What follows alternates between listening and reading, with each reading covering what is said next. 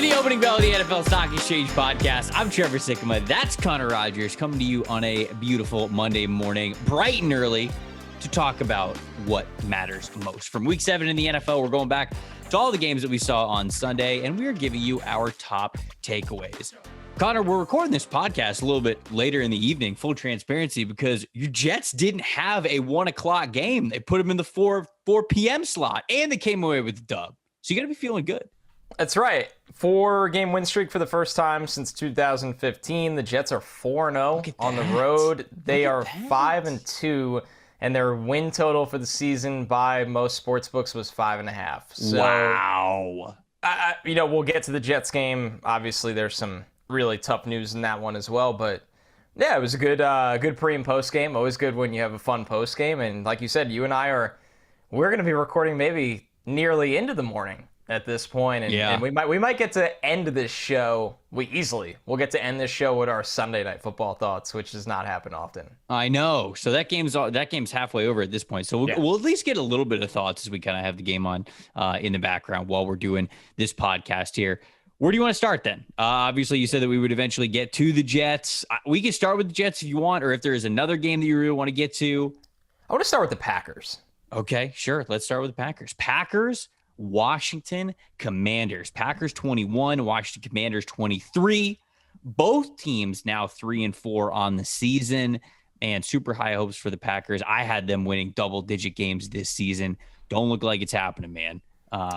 Aaron Rodgers didn't have a turnover in this one, but holy cow, they couldn't get the run game going. Felt like there was just nowhere they could turn. They were up, I think, 14-3 early in this game, Connor, and then it just couldn't hold on to the lead, couldn't hold on to the ball. Like the offensive drives just started to sputter up until basically it was too late and Washington was already back in the game. They didn't even have Carson Wentz in this one. They were starting to have the Heineke. So I'm curious, this is the first game that you brought to the docket. What do you want to talk about? What mattered most from this game? I mean, the obvious is just that Green Bay's lost to the Giants, Jets, and Commanders in 3 consecutive games. Hey, don't say the Jets like that. Come on. Don't say the Giants like that. To round out the point, all 3 of these teams didn't ask for a ton from their quarterbacks in those games. And I know Daniel Jones has played well this year. Obviously Heineke coming in on a whim like this and being thrusted back into a starting role, he was fine today. And Zach Wilson, didn't make any game-breaking mistakes against them, but they are not getting into these wild shootouts through the air. That's not the problem with the Packers. The problem with the Packers is they struggle across the board physically in terms of how physical of a football team they are. The fact that, Aaron Rodgers is not exactly lighting it up. Romeo Doubs with a goose egg in this game on 4 targets when, and obviously Christian Watson being hurt this year. What matters most to me in this game, I know a lot of Packers fans, maybe not anymore, but at the time get really mad about harping on this. The Packers failed this offseason, and it's just, now you've seen it for weeks. Besides the offensive line injuries, which are technically out of their hands, they didn't do a good job at wide receiver. They drafted a linebacker in the first round that looks lost. I'm sorry. He doesn't look good, and maybe that'll change, but I didn't understand that pick from a needs standpoint, and if you're going to make that pick, you better get some serious impact right away, and I haven't seen that as well. I just think all of this resulting on the field with Green Bay right now is the result of a failure of an offseason. Let me just say it like that. And I know this is harsh, and I know I think I'm really harsh a lot on this pod, and I don't mean to be, but when you're talking about what matters most, Green Bay is 3-4 in a year where everybody thought they'd win 12 to 13 games. Yeah. And I just go back and think that this starts from the not just the pro market, but the draft as well, that it should, I don't know. I feel foolish that I'm so floored by this when so many of us were critical of it anyway in the offseason, and now here we are. Yeah, I think my one thing that matters most kind of ties a little bit into that, and that's just the type of offensive failures that Green Bay has. We've talked in weeks past about what matters most with Green Bay, and it's their defense, right? Their defense not really showing up, too soft against the run, having a lot of coverage busts in a couple of different weeks as well. So the defense has definitely been I would for say how talented it is. I would say hot and cold, but there haven't even been that many hot moments. Like this defense is just not playing the way that they need to. Offense certainly hasn't either, but there have been excuses for that. Like, oh, the wide receiver room isn't exactly what it's needed to be. Man, like today was just a total failure all around.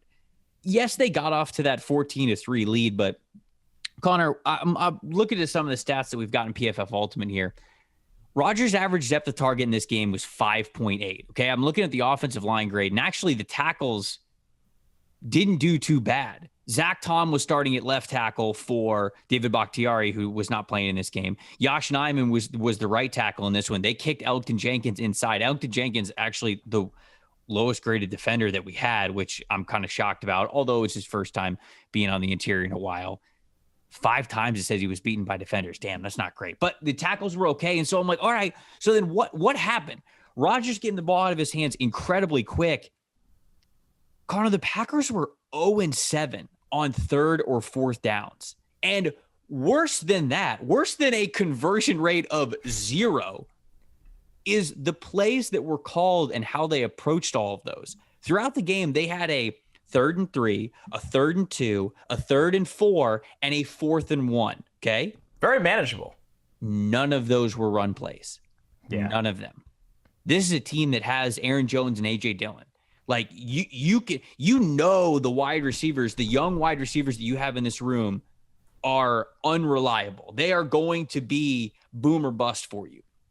The running backs you can normally count on, especially on a 4th and 1 situation. Why do you have AJ Dillon on the team if you're not giving him the ball on 4th and 1? Why is he wasting a roster spot for you? 3rd and 3, 3rd and 2. Sometimes I look at those situations and I go, okay, you got a quarterback like Aaron Rodgers. You don't want to take the ball out of his hands on a crucial down and distance. Okay, fine. You can keep the ball in his hands. You could pass the ball. But clearly that stuff was not working. And you've got a lot of talent in the running back room, at least out of the backfield. Something, man. 3rd and 3, 3rd and 2, 3rd and 4, 4th and 1. None of them are run plays. And the way that it ties into what you were talking about going back to the offseason is I think Rodgers genuinely did contemplate retirement. I really think that he did. Yeah. And I think that something that was coercing him back to the Packers was, of course, the $50 million per year contract that he signed, but also that this is what he wanted. Like, he wanted this kind of control in the offense. He wanted the ball to be in his hands. That is where the offense goes. And look, I'm an outsider. I can't pretend to cover the Packers in and out like some of you out there might do from certain beat reporters. But it feels like this is what Rodgers wanted. He has now gotten it, and it is failing miserably with the current wide receivers that he had. No Devontae Adams means that this strategy of putting the ball in Rodgers' hands in these situations are not to your advantage. Instead, you are making the wrong decisions. You're not putting the ball where it needs to go. And the Packers, dude, are an absolute mess. They're 3-4, but my God, I don't have any faith in this offense. I don't have any faith in this defense. So this team better look a whole lot different if they want to even be a playoff team at this point, because for as much as we want to sit here and say, oh, they're barely below 500, it's the Packers, they'll make the playoffs. You got teams in the NFC West that have a lot better record than we thought they were going to. Seahawks is mainly who I'm talking about. You got teams in the NFC East that have a lot better of a record than I thought they were going to. Mainly the New York Giants, which are sitting there at 6-1. They are running out of time to be a team that you could just pencil in for a playoff spot. I'm serious. So especially looking at how they played, man, that's my one takeaway is that they are a mess. And it's that offensive execution where they're putting the ball in crucial situations that I think is the biggest area of concern. No doubt. Did you have anything on the Commanders side, or do you kind of want to see more from this team, under Heineke? No, I mean, Heineke kind of is what he is at this point. He's an absolute gunslinger, but he's going to have this dude's going to have full confidence and faith. Scary Terry looks like he's having fun out there. Of course, because he's just chucking him the ball, man. Yeah, it works. Carson Wentz was a little bit too, but they're getting back to Terry McLaurin. Terry McLaurin tied for the league tied for the lead on the team in targets today with 8, led him in catches and receiving yards today. So look, I'm sure that Terry's happy. Taylor Heineke's absolutely going to go to him all the time, but this Washington team wasn't really serious with Carson Wentz as a contender. For as much as they are doing things well, they're still not a contender, if you ask me. So that's yeah. No, we can move on. Yeah, absolutely. Okay, cool. So Packers, Commanders, another stunning loss for Green Bay. Good for the Commanders keeping their season afloat. They are now 3-4, just like Green Bay. Where do you want to go next from here in this slot? Can we talk about the Bengals? Hell yeah. Bengals 35, Atlanta Falcons 17. So where my apartment currently is in wonderful, beautiful Cincinnati, Ohio, I am a stone's throw, not exactly, but just to give you guys a picture, away from where the stadium is. I can hear the roars from the stadium whenever the Bengals do something well, and I heard a lot of roars today. This Cincinnati Bengals team today reminded you that the team that made that playoff run last year is still there. It was a slow start, and I do think that a decent amount of that can be blamed on the fact that they weren't playing a lot of their starters, specifically Joe Burrow, in the preseason at all. And it's like week one was his first juice of the regular season of football at full speed in a while.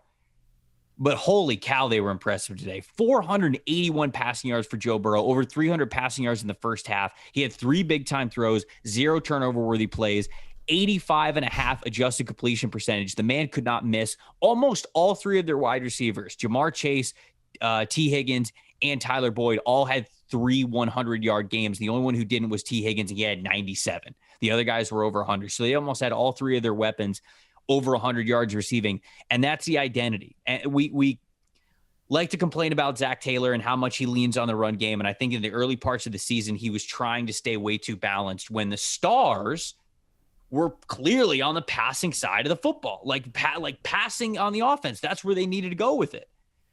Today was, I think, a fantastic look at what happens when the Cincinnati Bengals are, of course, executing things well, but also when they are distributing the ball in the areas which their stars get it. The most impactful players touch the ball the most. And I think as long as Cincinnati has that kind of identity, Lou Anarumo on the other side, the defensive coordinator there, is going to have that unit playing well. Defense is up and down anyways, but they do have the ability to be a really great unit. That's the Bengals team that can make the playoffs. That's the Bengals team that can make a playoff run. We saw glimpses of that again today, and I loved seeing it because I was worried that we weren't going to see it really at all this year. I was worried that whole playoff run last year was, I don't want to say a fluke because like they did it, but it was the momentum, right? It was just the momentum at the end of the year that really propelled them. Right. And I wondered if they were going to be able to get that hot again, specifically the way that Zach Taylor likes to say balance on offense. We saw it today. That still lives here in 2022. Bengals are still a legit playoff team for the AFC.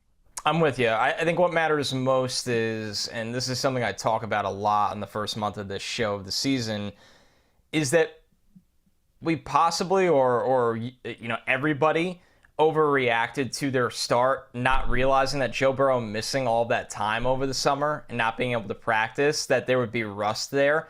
And now that a lot of live action has been played here in October, they've seemed to find it the last couple of weeks on offense, while the defense has absolutely been a very cohesive unit. I mean, this tweet from Warren Sharp, points allowed by the Bengals defense in the last 15 third quarters. I mean, that's a key quarter. How you come out of the half and handle adjustments, not only the adjustments you are making, but the adjustments you are seeing. They've allowed 22 total points in their last 15 games in the third quarter. They pretty much pitch a shutout every third quarter, and that allows this offense to play the exact brand of football they want to and need to. By getting the ball back to them all the time, they can really put your foot on the throat with their pass-happy attack that pick your poison. I mean, Tyler Boyd, 155 yards today. Jamar Chase, 130 yards today. T. Higgins, 93 yards today. And then Hayden Hurst chips in 48. Right. They are a light it up through the air, keep your foot on the gas. And just because they had some rust in the beginning of the season across the board, especially when their quarterback couldn't do a lot this summer, I think now when you see all that rust shaken off, the Bengals are scary. The Bengals are very scary again because the Bengals can score with anybody in the NFL. They have a quarterback that when he's hot and when he's in rhythm, he's as good as anybody in the NFL. And he has the best skill talent most of the time in the NFL at wide receiver. So that's what matters most to me, is that the Bengals have found it again when they needed to. And we're going to talk about this division a lot today on this show, obviously. But they have now reimmerse themselves or put themselves in the driver's seat again to not run away with the division, but control their own destiny in this division. Yeah, not run away, because when we do talk about the Ravens, I'll obviously reference that too. But look, I tweeted earlier on Sunday, I think he was like in the third quarter of the Bengals game, and I was basically like, Bengals probably could have beaten anybody in the NFL today. Like, I think so. If you would have lined the Bengals up against the Chiefs, hell, even the Bills, maybe the Eagles, like, I think the Bengals might have bested all three of those teams because of how well they were playing. And of course, I had some people respond and be like, yo, they're playing the Falcons and the Falcons are beat up. It's like, oh, okay, that must take away the pinpoint accuracy from Joe Burrow. That must take away the crazy one-handed catch from Tyler Boyd. That takes away the crazy yards after catch and broken tackle ability from Jamar Chase. No, it doesn't. They were going to play well today, no matter who they were going up against. Yes, of course, if the teams changed, the matches would have changed, but that team was so motivated. They were so on point. I love the game plan that they had, and they gave up 17 points to the Falcons, but you got to remember this too. All in the second quarter. All in the second quarter. And Damiere Byrd had a 75-yard bomb touchdown catch. So if you take that away, even if you just cut that in half, like even if you just say like, okay, that's not a touchdown, it's just like a big first down. Mariota probably wouldn't have even passed for 100 yards today. He wouldn't have. He had 124 passing yards. He had 124, and 75 of them went to Damiere Byrd on that one pass. 13 attempts. It's pretty crazy. He's just not throwing. And this is a game where, they went into the half down 28-17, and he's not throwing. We should do a Falcons what matters most. And Atlanta's been really feisty this year, and I tip my cap to them because I think their roster has a lot of work left to do that they know internally. Yeah, of course. But I know it's still early-ish. At what point, Trevor, do you try to see something else with Desmond Ridder? Because sure, you are going to enter a offseason where you got to know something about him. He started for 4 years in college, so you can't sit here and go, guy hasn't played a lot of ball. We can't put him in yet. This team has a good run game. I mean, Trevor, Drake London had 1 catch for 9 yards today. Kyle Pitts had 3 catches for 9 yards today. That's the thing. That's the thing to me. I talked about this on the show last week, I believe, where I actually liked the game plan with getting Marcus Mariota more involved on the ground. It was like, clearly the Falcons are going to be a rushing football team. That is what they're going to be. Whether doesn't matter how many targets Kyle Pitts gets or Drake London gets, like they're going to be a rushing football team this year. So with that being the case, I was like, okay, get Marcus Mariota's legs involved, get him involved in the rush game. That's probably your best blueprint. Kyle Pitts can't have 9 yards and 3 catches. Dude, that's fullback numbers. You're down the whole game. They were down the whole game. And Kyle Pitts ended the game with 3 catches for 9 yards.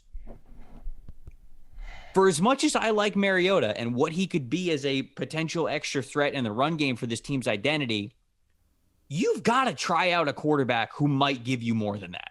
You really have to. So I think that we're getting to that point.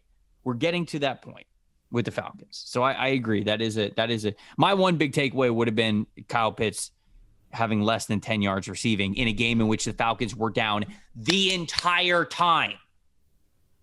Yeah. Can't be. Yeah, it's problematic. And this regime drafted him, so you just expect more there. Okay.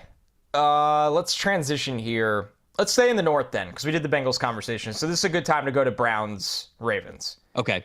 All right. Ravens win the game 23-20. I want to make sure we say the final score. On the field goal attempt to end this game, essentially, this was a thriller. This was absolutely a thriller. I'll start with the Baltimore side of things. Okay. What matters most to Baltimore, and this is what happens when you have a long-tenured veteran head coach that's coached a lot of big games. Baltimore has kind of mastered the find a way to win aspect of football. Like, this is a game where Lamar Jackson went 9 of 16 for 120 yards and ran for under 60. So it's not like Lamar had his wild rushing day. He had some nice runs, but he didn't go nuts. They've just kind of mastered this. We find ways to close out games. But more importantly to me is the Browns, and this is kind of harsh, but I really think they needed this one. I really do. I think this kind of takes the Browns out of this division. Maybe if the AFC just really stinks it up down the stretch, they're on one of those extra playoff spots. But Trevor, they have the Bengals, Dolphins, Bills, and Bucks. And we'll get to the Bucks. But, I mean, the Bengals, Dolphins, Bills, and Bucks, when you're sitting here 2-5, it's getting scary territory for the Browns. And I think the expectations when Watson got the suspension maybe were low for the Browns. But I don't know if they felt that way internally. And there was also this start to the season where you look at them and go, maybe Jacoby can keep them afloat. And the way Nick Chubb is running the ball can keep them afloat. Kareem Hunt's a non-factor almost in this offense now, by the way. I mean, he had 1 catch for 4 yards, 5 rushes for 4 yards. I wonder if he's a name that gets moved in the next week. But I think what matters most to the Browns is that I'm calling their season over in terms of trying to win this division. Yeah, they're getting pretty far behind the 8 ball wins and losses wise. Well, dude, the Bengals look awesome, and the Ravens are just a nuisance that will never go away. Right. So you can't afford these kinds of losses. Right. The Ravens are always going to be there. As we speak, the Steelers are only down 6 to the Dolphins, so who knows? It's impressive. They could pull that off as well. I didn't get to see a ton of this game. I really didn't. It felt like, again, a little bit more of the Greg Roman does not seem to be calling the right plays at the right time. Like when the run game's working, it's like he'll throw a pass in there or throw multiple passes in there, and it'll kind of like derail the momentum that they've got going on. And I feel like that's been a vice versa. So I feel like this entire early part of the season has been Ravens offense still trying to figure it out. Like they're asking Lamar to do a ton of things, and a lot of times he can deliver, but I still feel like the chemistry and the just recognizing the flow of the game could be a little bit better. That's just from what I was able to watch today. But I'll kind of say on the flip side, for as much as the Ravens, we think that they've been struggling lately or just haven't been as dominant as we've wanted them to be lately. 4-3 now, and their schedule, they play the Bucs this upcoming Thursday night, which is just an automatic dub. Oh boy. Well, we're going there next. They play then the Saints the next week, and it's in New Orleans, so who knows? I think New Orleans is a really tough place to play. I have a lot of respect for that. So I think that's kind of a toss-up. But then they host the Panthers at home. They travel to Jacksonville for the Jags. Then they host the Broncos. Then they go to the Steelers before they play the Browns again in mid-December. Then Winnable games. Then they play the Falcons again, Steelers again, and then they don't play the Bengals again until the very end of the season. This is a team where I like where the Bengals is going, where the Bengals are going. I like the momentum that they have on their team, but I think this is going to be a very close matchup, back and forth between the Bengals and Ravens of who is going to win this division. So my big takeaway is that Ravens still very well in it. They needed this win. They needed to get back above 500. The Bengals are now getting to where they're getting hot this season. This is going to be a tight race in the AFC North for the division title there. So it was good for them to get this win, although they needed, I think, still on offense, need to show that they've got a little bit more rhythm there. Hey, shout out to the old dudes, the old heads on the Raiders or the Ravens defensive line. Calais Campbell had a big strip sack today.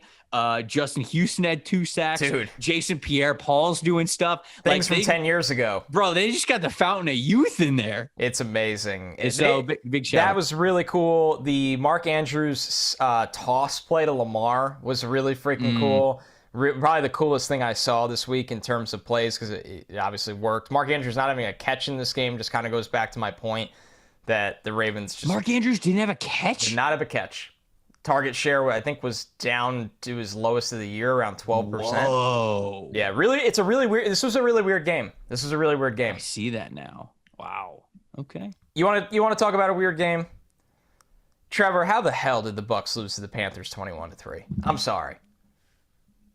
So, wait, full transparency, when about halfway through the third quarter, I got on the desk for Jets pregame, and I was keeping an eye on this game this and the Giants game from my phone. The Giants game turned into a bit of a thriller, so I transitioned to watch more of that. But I just need to ask you, before we even touch the offense, what is going on with the Bucs' defense right now? So, how does Deontay Foreman go for 15 and 118? Devin White. Oh wow. Okay.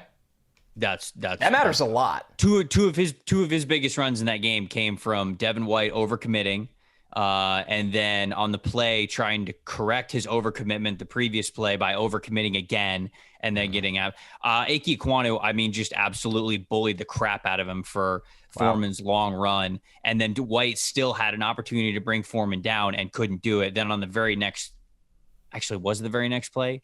It was either the very next play or the one after that. The next running play that they had, which Chuba Hubbard scored on, White then completely over pursued because he was trying to make up for the play previously and got sealed off by the block. And it was the easiest rushing touchdown of Chuba Hubbard's life. The team's awful. This is one of the worst teams in the NFL right now. No question about it. And I absolutely believe that the Buccaneers are the team in the NFL that is doing the least with the most. These coaches, I mean, it is completely out of control now. This is back-to-back games in which they have been almost double-digit favorites, more than a touchdown favorite. I think they were 9.5 against the Steelers. Went up to 13.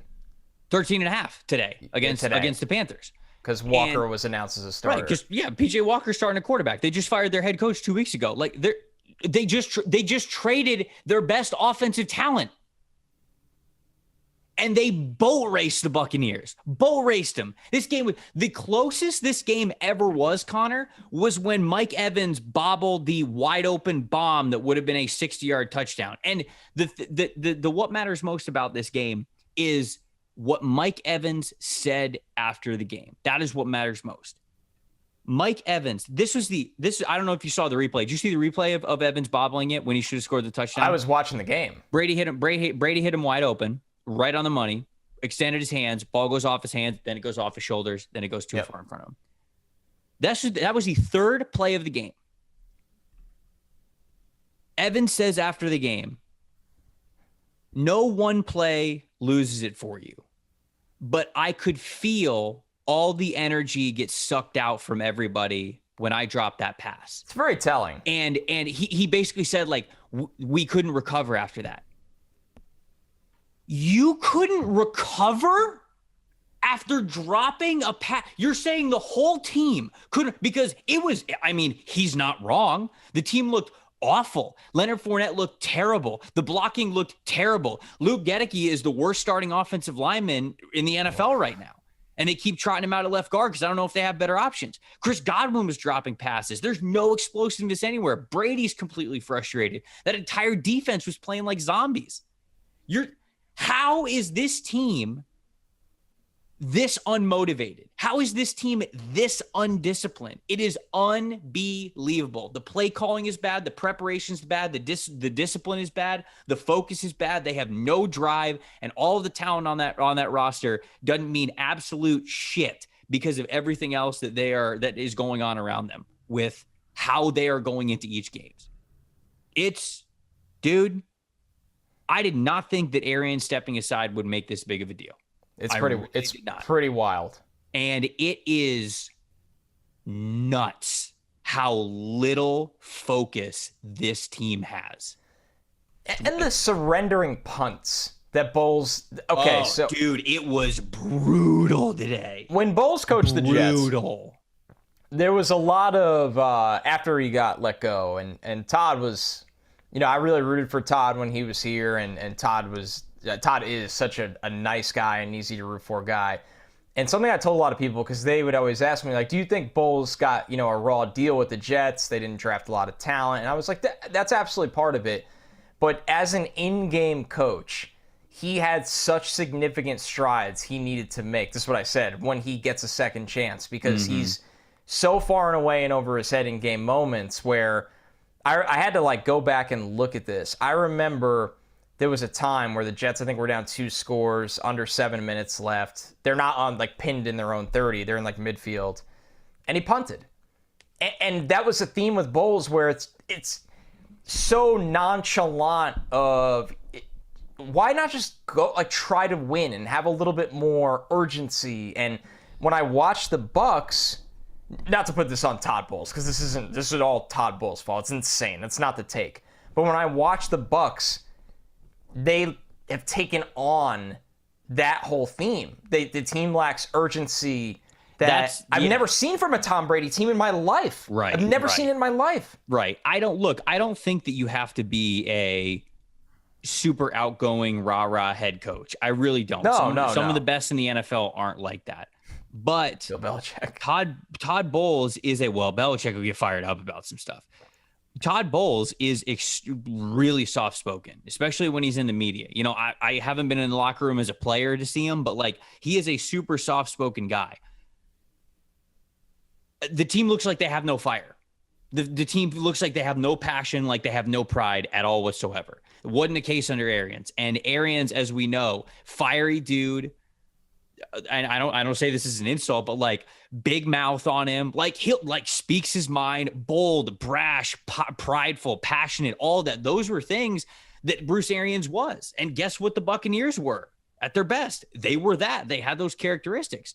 I'm not going to sit here and blame it on Bowles because, again, I'm not a player. I can't speak to that. All I can tell you is that Todd Bowles has always been a super soft-spoken guy, and right now, that Tampa team looks like they have no fire. You're telling me that you dropping a pass in the third play of the game put you in a mental state where none of you could recover?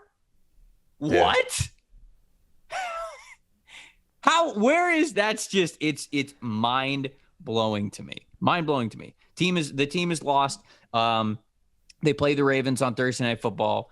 I'm absolutely taking the Ravens to win that game.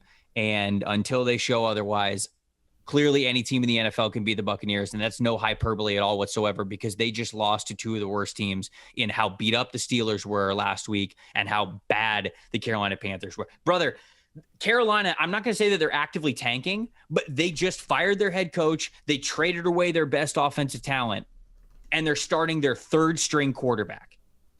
Carolina. Technically fourth string if you count Matt Corral's injury. That's very true. Carolina does not want to win games. The Panthers don't want to win games. And the Bucs not only lost to them, weren't even close. Ugh. Once that second half started. Embarrassing. Completely embarrassing. Let's move on. I'll give a 20-second shout out to the Panthers. Two guys, PJ Walker and Deontay Foreman. Sometimes people laugh at when teams blow it up or rebuild and they write teams off. I wrote the Panthers off in this game. You forget that those two guys are playing for their careers, and they went out and played like two guys that had everything to gain when everybody thought the Panthers had nothing to gain. So XFL legend. Shout out to the XFL legend, PJ Walker, and shout out to Deontay Foreman, who will be the hottest name in fantasy this week. All right, before we go on to our next game, got to paint the picture for people out there, okay? Imagine this, all right? Your kicker's lining up for an onside kick. Hey, the chances of regaining possession, very slim. Stakes are high. Tensions, even higher. Your pulse, racing. The kick, you watch it, the ball lands. See, didn't that feel exciting? Okay. Now every single play can be that exciting with DraftKings Sportsbook, an official sports betting partner of the NFL, and they are unbeatable offers. Right now, new customers can make any $5 NFL bet and turn it into $200 in free bets if your team wins. You check this out. In addition to the usual bets, everyone can boost their winnings with DraftKings stepped-up same-game parlays. To make things even sweeter, you could throw in stepped-up same-game parlays once per day all season long. Download the DraftKings Sportsbook app now. Use the promo code PFF. Get yourself $200 in free bets if your team wins when you place that $5 bet. Just place $5 on any football game only at DraftKings Sportsbook using the promo code PFF. Then I forgot what our other ad reads is, so now I'm stalling. Oh, yeah, it's our pals over at No House Advantage. Okay, No House Advantage. Look it up while I'll keep talking. No, I got it. There you go. There's the bingo. There's the bingo card. No House Advantage, changing the game out there by offering the most dynamic fantasy sports platform available today. Play in pick'em contests versus other people for a shot at winning 250,000 cold ones in cash. Download the app, choose a contest, select your player props, and earn points for correct picks by climbing the leaderboard for your shot to win big money every single day. You can also test out your skills versus the house and 20 times your entry if you hit all your picks. Bet on 5 player props, over-unders, or individual player matchups across every major sporting league, including NFL, and NBA, MLB, PGA, MMA, and even NASCAR. Sign up with the promo code STOCK, STOCK, at nohouseadvantage.com or download the app on the App Store to get your first deposit match up to $25. Make sure you check out No House Advantage today and experience all of the daily fantasy sports redefined, because it's not just about how you play, it's also where you play, and you guys won't want to miss out on this. All right, Connor, now where are we going? Where are we going? So we did... Can we talk Jets? Let's talk Jets. Okay, let's talk Jets. Jets, big dub in Denver. Yeah, 5-win Jets. 5-2 Jets. It's nuts. It's really nuts. God, you love to absolutely see it. Connor, I'll let you go first. Go ahead, buddy. What do you think about this game? What's your big takeaway? So I'll do the one sad and the one glad, because I think, you have to say it. What unfortunately matters most in the sad is that Breece Hall is probably out for the year. And Breece Hall is the most talented running back the Jets have had since Curtis Martin. Breece Hall is arguably their best football player, him or AVT, on the offensive side of the ball. And the Jets are going to have to figure out a lot before a big division game against New England, because Breece Hall was the offense. And you got to get Elijah Moore back into the fold, because I think the Jets need Elijah Moore, and I think Elijah Moore really needs the Jets. And Zach Wilson is going to have to play better. So that's the sad part, is that Breece Hall, one of the most exciting rookies in the NFL this year, losing him, that probably matters the most. What matters the most on the positive end is that the Jets quietly might have the best cornerback duo in the NFL. And I don't say that with hyperbole. Sauce Gardner and DJ Reed really went out and won them this game. Is that crazy? The front four did not have the kind of day that they had against Green Bay, where they were unblockable. They took a while to get going. Sauce Gardner had an 87.2 coverage grade. DJ Reed had an 86 coverage grade. Those are enormous numbers for PFF. They were targeted a combined 17 times. They allowed 8 catches for around 50 yards. No touchdowns. They only gave up 2 total first downs. I mean, these guys just don't allow anything. Yeah. They both tackle. They play the ball in the air. They put their teammates in great positions. So the Jets are going to have some soul searching to do on offense. But good Lord, they have... And Trevor, here's what's crazy. I'm calling them maybe the best corner duo in the league, or a top 3 corner duo in the league. DJ Reed is 25 years old. Sauce Gardner is 22. He just turned 22. It's a lot of fun to watch. I'll say that. It's good times. Good times, yeah. Brother. Also, you failed to shout out that my boy Nathan Shepard was the 3rd highest defensive Shepard. Right after I said you got to trade for Matt Ioannidis, because Shepard can't play. Absolutely smoked, Connor. No, it's great. I mean, you absolutely love to see what they're doing on defense, and you want to see that, right? Robert Saleh is the defensive head coach. You're hoping that his identity, again, like his identity, his passion, his expertise, his everything really shows up on the defense side of the football. First and foremost, as they're kind of, still figuring out this young team, and the young corners, man, they're stepping up. They're taking to the teaching, and whatever they're doing, it's working. And that's a lot of fun. Anytime you have 2 incredible corners, you can really start changing the game with how you deal with pressure and how you deploy things, how you mess with quarterbacks' heads, everything, man. So I think that's all on the table when you have 2 guys, like Reed and Sauce Gardner. Unfortunately, man, I agree with your first point. The what matters most from this game is that Breece Hall is probably done for the year, because with him, that was clearly the identity of what they wanted this team to be. You and I have talked about what Zach Wilson has been since coming back from his injury, and they haven't been asking him to do a ton, right? They've kind of been, I don't want to even say easing him back into it. This was clearly the Jets' identity. This is what they wanted to do. It was, hey, we'll use Zach Wilson's big arm and his mobility, and we'll get that involved, but it's not like they're totally leaning on the passing game. They were leaning on what Breece Hall was able to do for them in a lot of different facets. And before we started the podcast, I was like, hey, Michael Carter's good. I like Michael Carter. And you said, yeah, Michael Carter's a good running back. So I think that he'll be serviceable for them, but not as explosive as Breece was, man. That's the toughest part here. That's the biggest takeaway.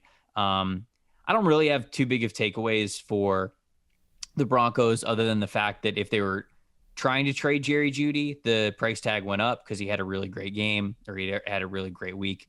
11 targets, 7 catches, 96 yards.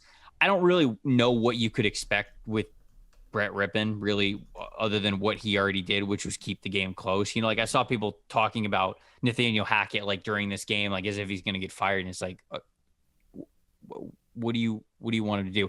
The offense wasn't good when Russell Wilson was in there. So don't get me wrong. I understand that that's the case, but it just seems weird timing. Like you don't need to tweet that this week. Brett Rippon's his quarterback, and they don't have anybody who could really do anything for them in the running game either. So they just have not figured it out on offense yet, and that's just where the Broncos are. Really great defense. Defense is amazing. Defense is an absolute 3-bed, 3-bath house right now, no matter who they are playing against. But offense can't get out of their own way. They have pitched touchdown shutouts through the air to Zach Wilson, Justin Herbert, Matt Ryan, Derek Carr, and Davis Mills. They allowed Jimmy Garoppolo to throw 1 against them, and they allowed Geno Smith to throw 2. This team gives up nothing to quarterbacks. Nothing. Evero, man. He's going to start getting head coach talks. He's young, but he's going to start getting head coach talks, their defensive coordinator. If you're a Broncos fan, I don't know if that makes you feel good or annoyed because your defense is Super Bowl caliber. Super Bowl caliber. It is pretty crazy. Maybe if Russ gets healthy and just finds himself again, this team gets hot. I really think their defense is that good. It makes the offense part that more frustrating with this team. All right, we'll probably speed it up here for next couple of games. Cowboys-Lions, big takeaway here from this one. Cowboys 24, Lions 6. Lions 1-5 on the year. I believe the Lions sole owners of the number 1 overall pick. Indeed, they are. As of right now, sole owners of the number 1 overall pick in the NFL draft. They're in trouble if that happens over there. You can't be. Here we go. Like, right? Look at everything across the board, right? Big picture. We just finished talking about the Jets. Yeah. The Jets, staff-wise, and the Lions staffs are on similar planes, where you want to see improvement this year. I don't expect the Lions to win 5 games. I know the Lions have their limitations some places. What they're doing right now is you're starting to wonder here, like, okay, are we actually improving? That is the tough part to swallow right now. I think 5 second half turnovers. Their drives in the second half, which they were winning this game 6-3 because Dak returned for the Cowboys really didn't play that well. Dak was shaky. He had some moments, but Dak was still shaky in this game. You go to the second half, Lions are up 6-3. They get the ball at half. Interception, punt, fumble, interception, fumble, fumble. Those are all their drives in the second half. It's just if the coaching staff part isn't a takeaway, which I think it really is, for as much as we love Dan Campbell and I think that America wants the Lions to be good, they're in trouble here. That's the thing, we want to love them. This whole coaching staff's in big trouble. Goff had 0 big-time throws, 4 turnover-worthy plays, 56.6 passing grade. I mean, he is clearly not it. If anyone was trying to sip the Kool-Aid of Jared Goff this year to say, hey, Lions got a top 3 pick. Maybe they could pick Will Anderson instead. Put Will Anderson on one side, Aiden Hutchinson on the other. Aiden Hutchinson had a sick spin move sack today, by the way. He got going today. He's getting better. He got going today. But, there were some Lions fans who were like, maybe a little Jalen Carter, little Will Anderson. No. Stop. You're picking a quarterback. Choose which one you want. And they're good. They're good this year. Do you want Bryce Young? Do you want C.J. Stroud? You want to get cheeky with Will Levis? I don't care. Pick one of them. No, I care about that. Take one of the good ones right now. We're trying to come on, Connor. We're trying to drum up the interest. We need the pod numbers are up. I want the Lions to be really starving. Good. But that's kind of like where I am right now. Is the big takeaway. Cowboys obviously got the win. That's important. Dak was able to kind of survive what was a shaky, what we think is a warm-up performance from him. But this Lions entire regime's in trouble. They're in big trouble now. They were scoring a lot of points to start the season. So even though they were bad, or even though they weren't winning games, they were still entertaining, right? They were still putting points on the board. Okay, defense, very cyclical. You're going to figure out defense. That offense, that's still great because they were, I think, a top-scoring team in the NFL 3 weeks in. They scored 6 points this week. 0 points in the second half, 5 turnovers in the second half. So that offense is now dropped like a rock, and we're running out of ways to defend this Lions regime. So we are. That's on the Dallas side.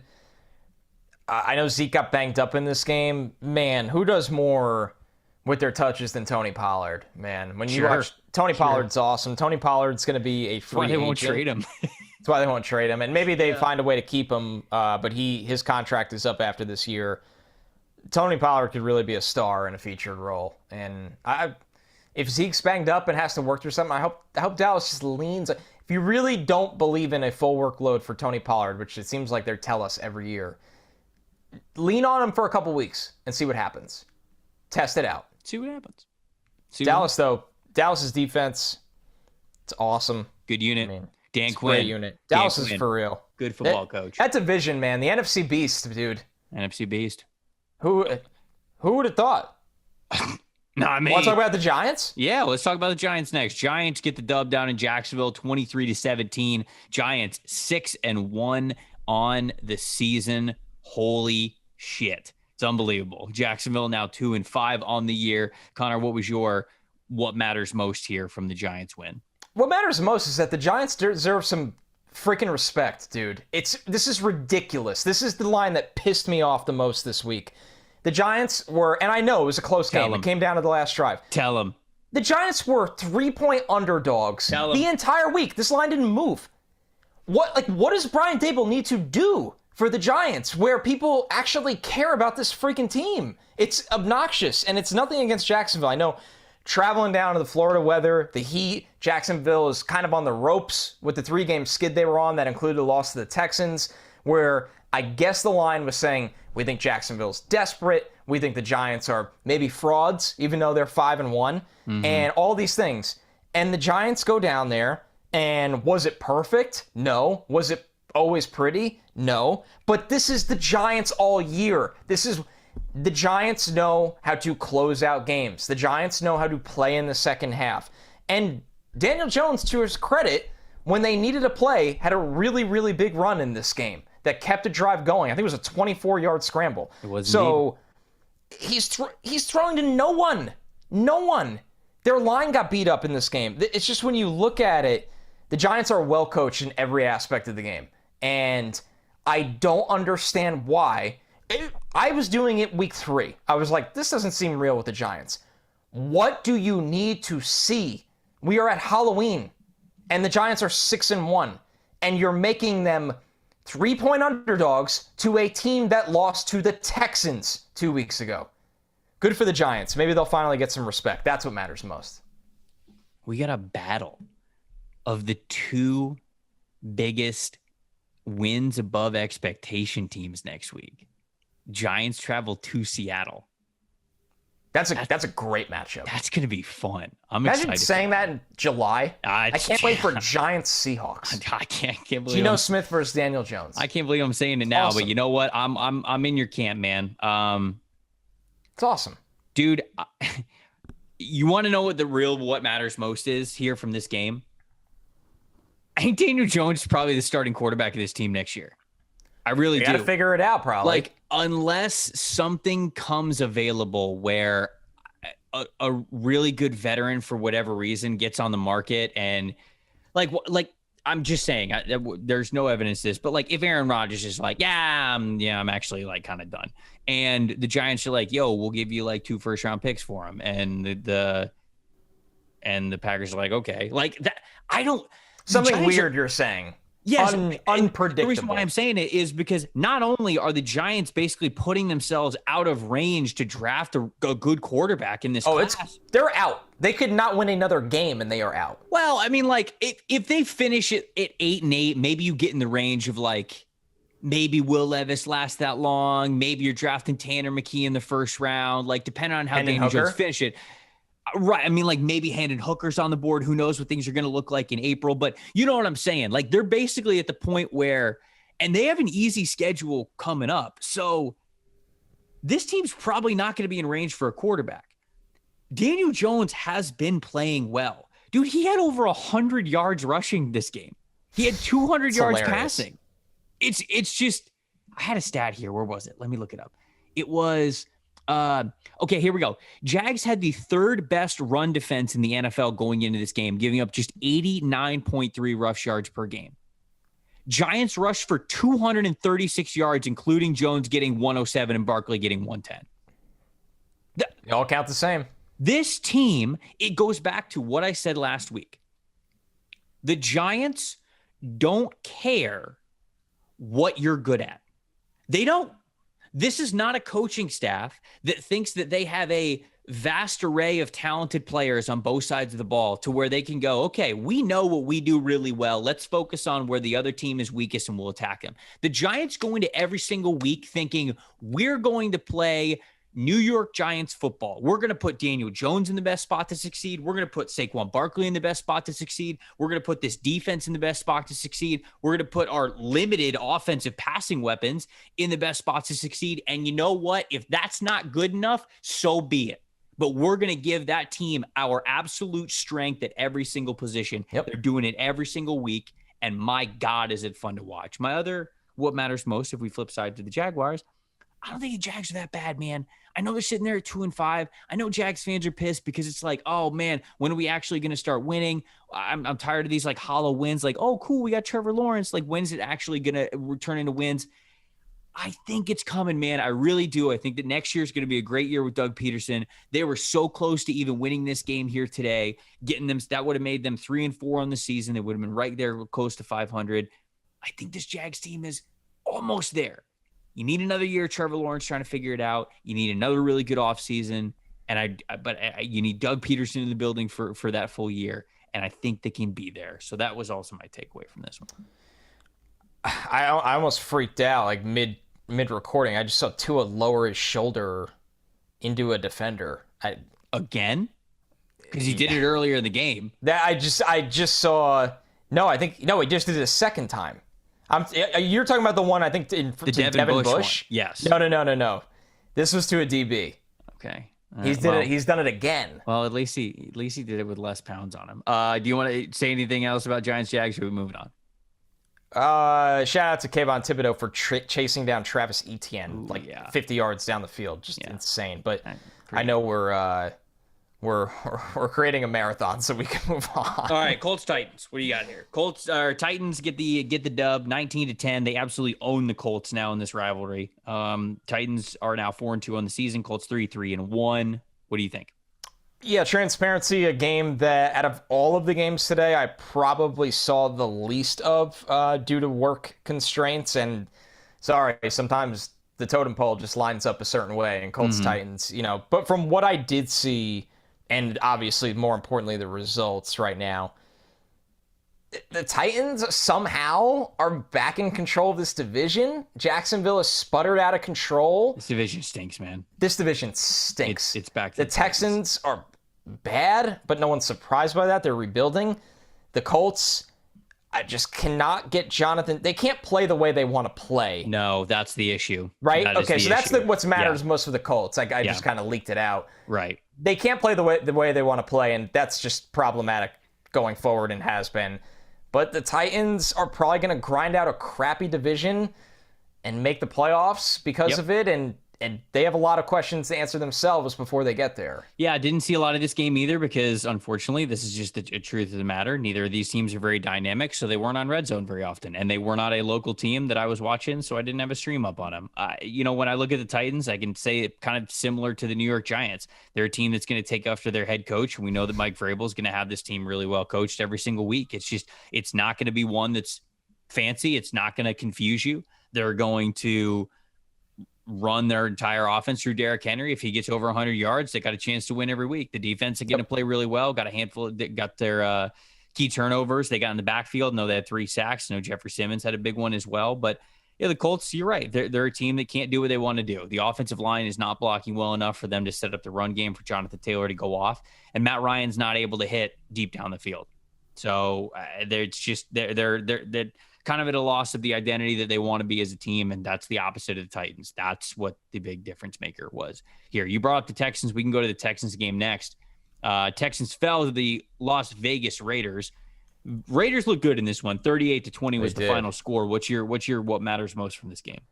What matters most to me is every time I watch the Raiders play and play productively this way, I cannot believe we've gotten here with Josh Jacobs. That he was playing so deep into the Hall of Fame game. They didn't pick up his fifth-year option. Nobody cared. Funny, isn't it?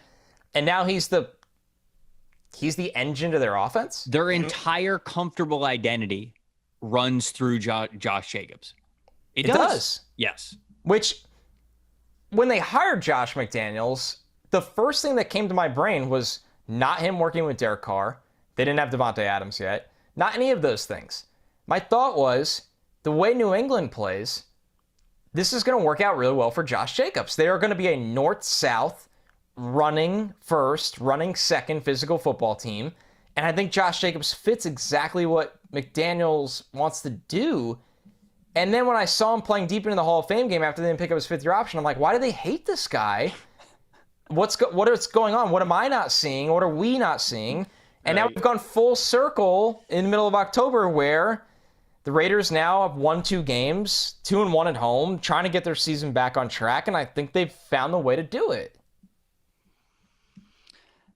This is the exact way that the Raiders want to play a football game, okay? Leaning heavily on Josh Jacobs, Jacobs delivering, getting more than 20 carries, over 100 yards, Derek Carr playing well enough for you, not making him pass to win the entire game, but when he is passing the ball, passing offense is clearly going through Devontae Adams first and foremost, but then you've got Hunter Renfrow in those key third down situations. It just felt like this was the prototypical Raiders game. If they're going to win football games, this felt like the identity with them setting it up on the ground. I'll say what matters most on the flip side. I really don't think the Texans are that bad. I don't. They're just not that talented. When I watch these two teams play, I thought that these were 2 well-coached teams from what I saw in the game. These are 2 well-coached teams. One is just clearly more talented than the other. One has a lot more talent. One of them has veteran presence on the team. The other one is so young. What matters most is the Texans got to try to trade Brandon Cooks, man. Yeah. Brandon Cooks is about to be 30 years old. If you look up his contract, it's absolutely abysmal. That's what I'm going to do right now. He is $9 million on the cap this year, and then it shoots to 26 and 24 mil in the next 2 years. Oof. That money can absolutely be restructured. And I think that Brandon Cooks can still be a really good wide receiver, but he's going to be 30 next year. He's not exactly going to line up. He's not going to line up with the Texans winning window, because in order for Cooks to line up with their winning window, they would have to add some years onto his contract to try to restructure that money to get all that cap off, so it's not debilitating for them to continue to build the roster. And then you're looking at him being 32, 33 years old by the time the Texans are really competing. How much is he really helping you? I don't think a ton, but I think he could definitely help a contender over the next couple of years. So if somebody trades for him, albeit you probably wouldn't have to give up that heavy of a price, because you know that you're going to have to tack on a year or 2 on his contract to extend him to be able to move the money around. That I think can be advantageous for a team that's looking to add a nice wide receiver weapon. So I don't think the Texans are a bad team. They're clearly not there yet. They're trying to acquire more talent. I think they should trade Brandon Cooks. I think so too. I think they kept him because they wanted to fairly evaluate Davis Mills to start the season, which is fine. There's nothing wrong with that. Trade him now. Yeah, now you can trade him. Okay, Seattle Chargers. Yes. Seattle wins 37-23. Yep. Seattle now holds sole possession of first place in that division, baby. just like we all thought. What matters most to me is that I think, unfortunately, with Breece Hall's injury, I think Kenneth Walker is going to win Offensive Rookie of the Year. And looks like a stud, dude. I mean, he looks amazing. He's everything Seattle hoped for and wanted when they drafted him and wanted to feature him. Yep. They were going to feature him even if Penny stayed healthy. It was just a matter of when, not if. And Geno has been playing efficient football, but Kenneth Walker is going to be one of the hardest running backs in the league to stop, and as long as that happens, Seattle is going to be competitive the entire year. I'm looking at I thought a fly flew by you or something. I'm looking at PFF Ultimate because I'm looking at the Seahawks defensive players. Ryan Neal, their safety, has an initial PFF grade of 94.1, which is absurd, and a 92.2 coverage grade across 56 coverage snaps. That's insane. He played 56 snaps in coverage, and we gave him a 92.2? He broke up 4 passes. And yeah. Damn. It's amazing. Wow. Puna Ford, 89.5 grade. Puna. 82.8. The big rig. He just sits in the middle, dude. Baby. Crazy. My one thing that matters most from this game is, did the Seahawks have the best draft, Connor? This is insane. Charles Cross and Abraham Lucas have played 100% of the snaps as the team's starting left tackle and right tackle. It's them or the Jets. Tariq Woolen is a contender for Defensive Rookie of the Year. Kenneth Walker, you mentioned, now with Breece Hall down, is a absolute front runner for Offensive Rookie of the Year. Yep. Kobe Bryant looks good. Boye Mafe has flashed a little bit. Did you say Woolen? I said Tariq Woolen. I couldn't forget about Tariq Woolen. You're right. It's wow. It's deep. I liked the Seahawks draft. I thought the Walker pick was a little odd. Didn't love the Lucas pick at the time. Tariq Woolen was a complete flyer for me. I did not think he was going to make an impact in year one. And holy cow, we might look back on this draft and be like, the Seahawks absolutely killed it. If you find your starting 2 offensive tackles for the next 5 years in one draft, Connor, let alone the guy who could be a major secondary piece for you, a good pass rusher, and the offensive identity for this team, unreal draft so far for the Seattle Seahawks. So that was my one takeaway. I'm with you all the way. You have anything on the Chargers? Because they are a team that, Not really. No. It's just a little uninspiring right now, even at 4-3. Yep. Herbert I think there's some limitations in this offense that are holding back Herbert, but I also think Herbert hasn't been the star that we thought he'd be this year. He's been good. He's hurt. He is very banged up. Hurt. He's very banged up. So, man. I don't think the Chargers are a real threat right now. I don't. No, and they got slaughtered by injuries. Yeah. Everyone is right now. Let me be fair, but they got hit early. I want to make sure we get every game in here. Let's talk Chiefs Niners. Okay. And then we can close it out with some quick Sunday Night Football, although it's still going on and it's still close. It's crazy. So, Mahomes throws for over 400 yards. Mm-hmm. It's just kind of reminiscent. And McCaffrey's not up to speed. He got 8 carries in this game. He had 2 catches on 4 targets. He's going to get a bigger workload than that. Kittle was awesome again, back-to-back dominant weeks of Kittle. It's boring and it's lame, but like the Niners are just limited with Jimmy. And what matters most to me is everybody kind of went nuts of why did they trade all those picks to try to go up and get Trey Lance when they just go back to Jimmy. And I know Trey got hurt, but Trey couldn't win the job last year. This is why they tried, why they swung for the fences. Mm-hmm. Because at some point, as solid as Jimmy can be, you're just limited with him. You're limited with him as great coaching you have around you, great talent you have around you, where you look across the way at the Chiefs and you see exactly what it takes to win these big games. Sometimes you need to put it on the shoulders of your franchise quarterback, and that is sadly the difference of these two teams, and it's been that way since they ran into each other in the Super Bowl. Yeah, I mean, I definitely don't disagree with that. I don't fault them for taking a swing at the fence. And, you know, even when you look at the McCaffrey deal, the 49ers are a team that made the playoffs last year, made it pretty far. Made it far. Could have been close to the Super Bowl when you really think about it. Really a play away, an interception away from what could have been what sealed it for them to make it back to the Super Bowl. And that was while not being super dynamic at quarterback. They know they're a team that's already there. They looked at how well their defense is playing this year, and they said, okay, we've got a chance. Look, did they overpay for Christian McCaffrey? Yeah, they absolutely did. Is their team more talented now because they have Christian McCaffrey? Yeah, it is. Like those two things can absolutely exist. They paid more for him, but that's often what teams have to do when they're in a winning window. they're a team that's going to run the football. They're going to use their running backs a lot, whether it is as ball carriers out of the backfield or as pass catchers out of the backfield. It's just what's going to happen. So they got a really, really talented player at doing that. Maybe the most talented player at doing that in the NFL. And Connor, they just ran into an absolute locomotive today. And you know what? My biggest takeaway, Andy Reid, I mean,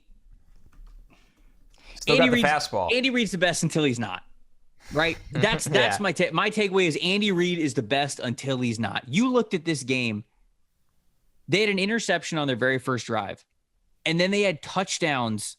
No. Okay, so I got to set it up like this. Interception after the first drive. And then their next 8 drives, they got into scoring position.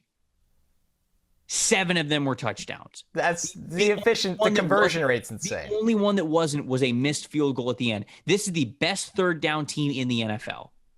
They are over 60% conversion rate now on third downs because of the unbelievable day that they had today. This offense, I'm looking at the stats now. Juju Smith-Schuster, 8 targets, 7 catches, 124 and a touchdown. Marquez Valdez-Scantling, three catches, 111 yards. Travis Kelce, 6 catches, 98 yards. They're even out here using Mecole Hardman with 2 rushing touchdowns on 2 jet sweeps that were beautifully executed. He had 3 touchdowns today. 3 touchdowns today. 4 catches, 32 yards, and an extra touchdown in the air. This team, that my big takeaway is that Andy Reid and Patrick Mahomes are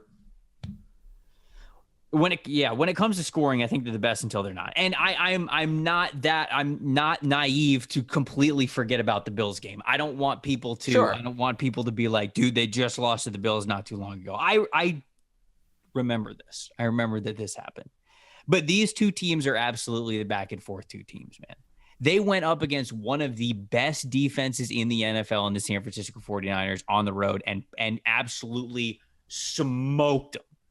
I can't wait to see Chiefs Bills again. It better be for the AFC Championship. It's going to be one of the highest rated football games we have ever seen. I already can't wait for the rematch. That, to me, actually, that's my biggest takeaway from this game. I already can't wait for the AFC Championship rematch between the Bills and the Chiefs because Chiefs look like they can only be stopped by one team, and it's potentially that team in Buffalo. So I can't wait for it. I'm with you. I will close the book saying I think the Niners are going to be okay. Like you said, I think they just kind of ran to a buzzsaw today. I think McCaffrey's going to give them some life. I think Jimmy will do enough. They're going to win a lot of games down the stretch this season. That defense is going to be really good when it's healthy too.